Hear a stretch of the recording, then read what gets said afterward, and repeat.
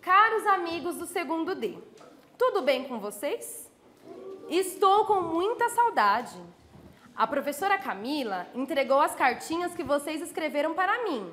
Gostei muito. Mas demorei para responder porque tenho muitas lições de casa.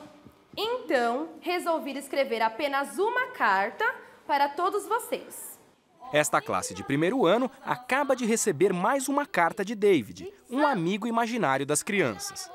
A cada dia, gosto mais de ler e escrever. Tenho muitos amigos, mas não se preocupem, porque eu não me esqueço de vocês, amiguinhos. O amigo David chegou a frequentar as aulas no ano passado, quando os alunos ainda estavam na educação infantil. Neste ano de 2011, o David não compareceu na turma e eles começaram a perguntar por que ele não estava frequentando as aulas. E eu falei, então vamos escrever uma carta para o David para saber o motivo. Então, a partir dessa questão deles, eu aproveitei como uma situação, de aprendizagem, porque é uma situação comunicativa real, que para eles tem significado. Aguardo ansioso a resposta. Em breve estaremos juntos. Um grande abraço do amigo David. A professora Camila usa as cartas a David como proposta para desenvolver um dos gêneros do discurso, o gênero carta. Geralmente, até mesmo pela questão do gênero carta, que é a questão da distância e do tempo, não é imediato igual um e-mail, Então, mais ou menos uma vez por mês a gente tem esse intercâmbio, No passeio que nós fizemos, no passeio fotográfico, o que a gente encontrou de errado na nossa comunidade? Buraco, falta de sinalização. O que mais? Irregularidades Lixo. Falta de saneamento básico, falta de energia correta nas ruas. Lixo jogado em lugar errado. Nesta outra escola, alunos do 6º ano até o ensino médio praticam mais um dos gêneros do discurso, o gênero jornalístico. Quem faz a enquete hoje? Laila, Thiago, vocês fazem? Perfeito. O restante do grupo vai trabalhar o quê? Desenvolvendo temas, trabalhando em cima da ideia das fotos, do que a gente viu pela rua, de toda essa ideia. Os estudantes trabalham num jornal laboratório, atividade diretamente ligada ao ensino da língua portuguesa, que é a disciplina da professora Sandra. No mundo, nós não estamos sujeitos só a um tipo de texto. Na verdade, o mundo até dentro de um cartaz você vai ter um texto. Existe uma leitura daquilo. Então eu acho que quanto mais diverso, melhor. Quanto mais diverso, mais fácil vai ser para o aluno estar entendendo o mundo à sua volta. O filósofo russo Mikhail Bakhtin foi um dos principais teóricos dos gêneros do discurso. Os fundamentos estão num ensaio que ele escreveu em 1952. Maria Inês Campos, doutora em Linguística pela USP, é especialista na obra de Bakhtin.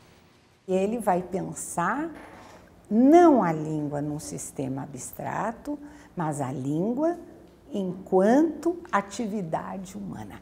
E que é dentro deste conceito de atividade humana que se trabalha com as diferentes possibilidades sociais de se produzir textos. E como é que esses textos podem aparecer? Eles podem aparecer nas diferentes esferas de circulação, nos jornais, eles aparecem nas atividades de divulgação científica, na divulgação artística, Mas, ao mesmo tempo, vai ter que considerar o momento em que esses textos vão ganhar um sentido.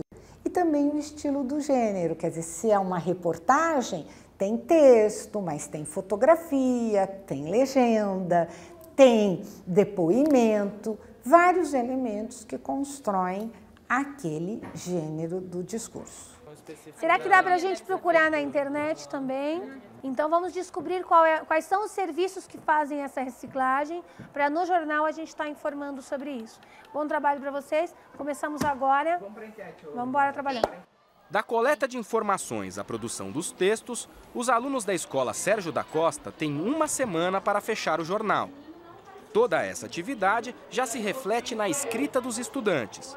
A gente gosta muito de escrever, que tal a gente inventa de escrever livro, a gente adora escrever. Eu acho que eu estou escrevendo bem, o jornal ele fez com que eu crescesse como pessoa e como na forma da escrita também. E eu também estou tendo um desenvolvimento melhor também na escola, na sala de aula. Eu diria para você 3 questões importantes para o trabalho com o gênero do discurso. A primeira é de se escolher no mínimo 2 textos para serem oferecidos. Então, se eu vou trabalhar com notícia, nunca uma notícia só, porque aí eu a transformo em modelo. Uma segunda é mostrar o espaço em que esse texto circula e não recortar a notícia. Normalmente, a gente recorta bem a notícia. Então, a notícia de primeira página, ela tem uma foto, ela tem legenda, ela tem manchete. E um terceiro, e eu acho que sublinharia também, é essa da recepção. É que o aluno possa ver o todo do texto e não só o seu elemento parcial. Ele falou que tá com saudade da gente, e aí? A gente tá com saudade de você!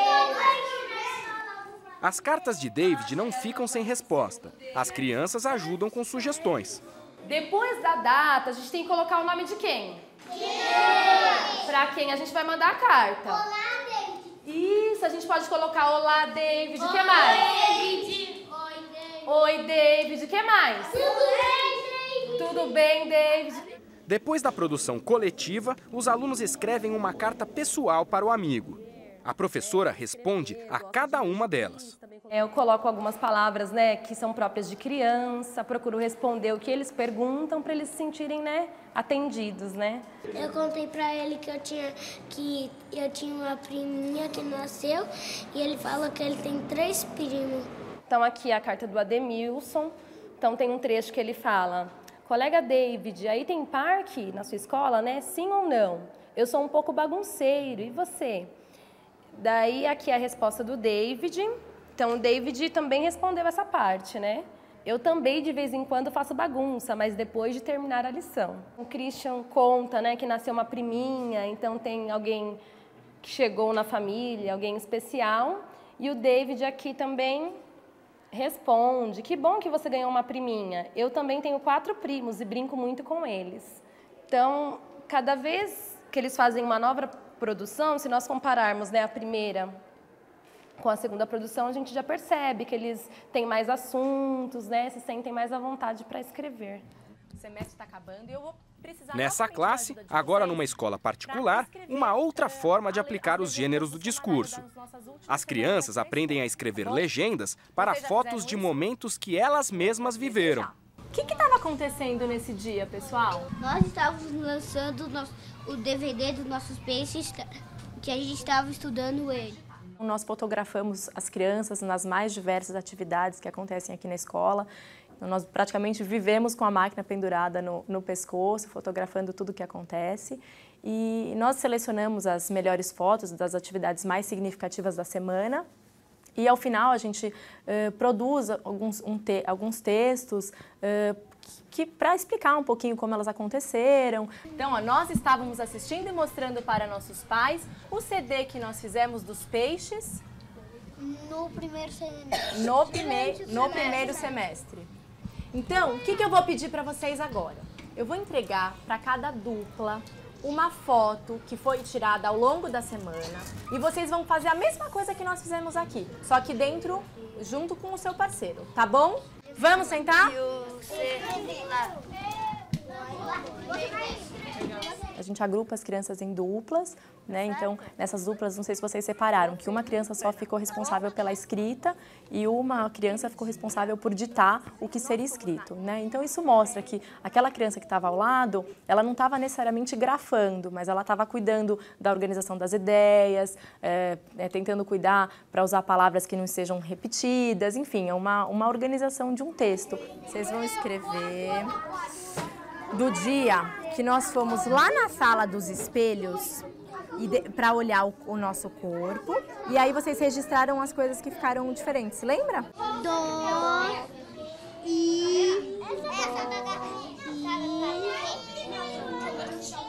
A gente tem um cuidado muito grande em focar qual vai ser o que a gente quer que a criança melhore naquele momento. Então, se naquele texto a gente acha que as questões mais graves estão na ortografia, a gente naquele momento não vai olhar aspectos discursivos, a gente vai ter um foco maior para ortografia, para as letras que estão faltando ali. Mas se é um texto que está legível, né, o adulto consegue compreender, mas que tem questões discursivas importantes ali para serem discutidas, a gente vai deixar de lado um pouquinho essas questões ortográficas para trabalhar o discursivo, que no fundo é o mais importante. A gente estava mandando um e-mail para a Fernanda, por quê? Porque a água do aquário estava verde. Viu como vocês resolveram? Muitas escolas praticam os diferentes gêneros do discurso hoje. A orientação está nos parâmetros curriculares nacionais, mas é bom ampliar os limites, como recomenda o professor Sandoval Gomes, da Faculdade de Educação da USP. É tão importante o sujeito ter acesso a um texto como bilhete, nota fiscal, receita. Tudo isso é importante porque isso circula no ambiente dele, mas é importante que ele tenha acesso, por exemplo, a um romance do Dostoiévski, é importante que ele tenha acesso ao Machado de Assis, né? E não existe qualquer tipo de relação de exclusão nessas duas coisas. Outros educadores, como a professora Cláudia Riolfi, também da USP, se preocupam. Na nossa pesquisa sobre gêneros do discurso, ela foi uma voz dissonante e importante para refletir. As teorias educacionais, elas passam por modas, como moda de roupa, né? Um dia usa mini saia, outro dia usa biquíni, outro dia usa pantalona. Agora o gênero está na moda.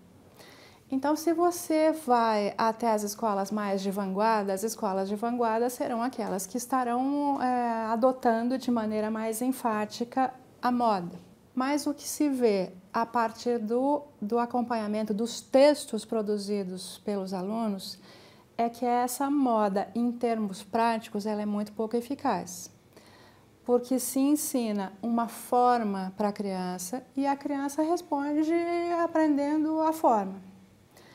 Saber reproduzir uma forma não é saber se virar na vida mais tarde. De maneira que eu imagino que tudo bem a pessoa adotar as modas se ela acha bacana, mas ela poderia pelo menos incluir nessas modas coisas que levam a criança a uma elaboração e uma aprendizagem mais a longo prazo, do tipo que ninguém tira dela, porque não é modismo que passa, vai, vem, coisa que ela leve para a sua vida.